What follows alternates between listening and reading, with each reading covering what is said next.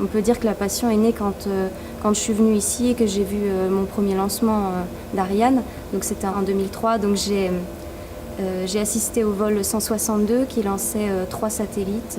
Je me souviens, INSAT 3E, eBird et Smart One. Donc à l'époque, il n'y avait pas beaucoup de lancements. C'était le seul auquel je pouvais assister pendant mon stage. J'ai trouvé ça tellement impressionnant que je me suis dit que c'était un des métiers vraiment qui était le plus motivant pour moi à cet instant-là et qui a décidé du reste de ma vie, on va dire. Je peux dire que depuis que j'ai commencé à travailler, j'ai souvent été la seule femme de mon équipe, parfois la première de mon entreprise.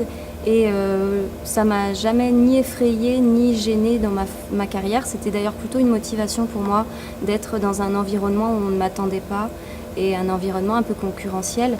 J'étais contente d'avoir besoin de faire mes preuves et de devoir prouver que j'étais capable, comme un homme, de travailler même sous la pression, même dans des domaines techniques dans lesquels il y a moins de femmes.